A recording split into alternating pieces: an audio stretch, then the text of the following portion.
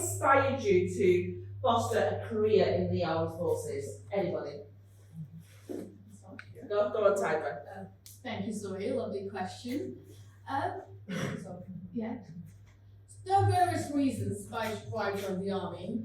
Firstly, I wanted to give back to a nation where my family and I got great opportunities. For those who don't know, I came to the UK in 2011 to study at the University of Southampton from India. And I wanted to give back to a nation where my family and I got great opportunities. When I was a child, my father, a retired scientist now, taught me, think globally, act locally. It simply meant that for us to make this world a better place, we must start by improving our local communities. Growing up as a practicing Muslim, serving our neighbors and improving our communities was greatly valued, and I still live by it. I also believe that the future of our nation lies in the hands of our youth.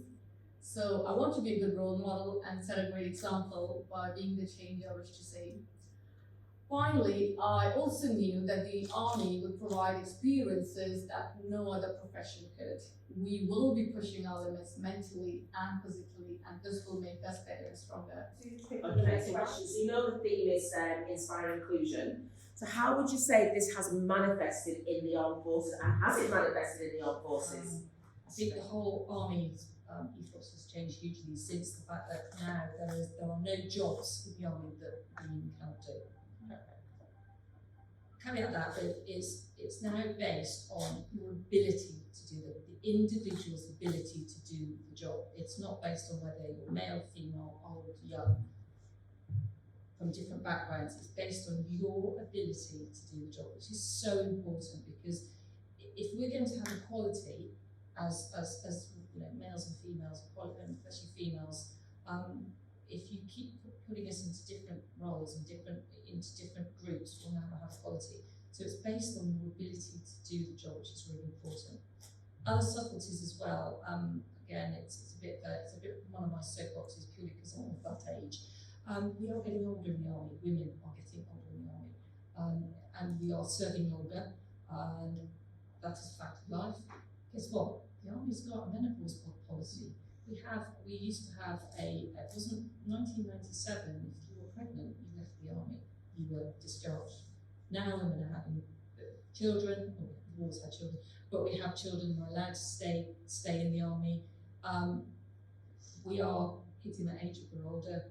We can have menopause in the army, we are getting there. So it is, even though we are still green and it's one big army, there are so many nuances and changes that are making it better, not just for us, but for everybody, which is really important. And again, we do get a lot of negative press because we are in the public eye, but certainly from a female's perspective, if my children wanted to have joined the army, absolutely I would have got there. My heart would do it. Because we are now, it's all based on your ability to do the job, not because you're male or female, which is really, really important. That's a huge advancement. So huge, fantastic. Thank you so much. Did you want to say something? There's also the hair policy has changed in the last few years, and you might have seen it's changing again. We're looking at beards at the moment, and whether we should now be bringing beards in. I know that's not technically entirely a female policy, but it shows that we are always evolving. But the hair policy has been out for a while. It accounts for things like if your hair is in a bun all day. I'm quite old school. I like my bun and my bun net. But ponytails are in, and it accounts for, obviously some females had difficulty tying their hair back for periods of time because of stress on the scalp, and they were suffering from things like hair loss. So they've thought about that and they've accounted for that. The plates in your body armour, I'm a Virtus body armour fitter instructor, and one of the biggest things they've done recently is they've changed the template of the body armour for smaller physiques and female frames. And going beyond that, if that template doesn't fit, I can now size you up for your own custom body armour, and I can send it out to Source Tactical, and they will then custom fit you and build your body armour for you with a 3-week turnaround, which is something that a few years ago you wouldn't have been able to do. So what would you say are the key skills that you've actually gained by being in the armed forces, and how has it helped in your everyday life?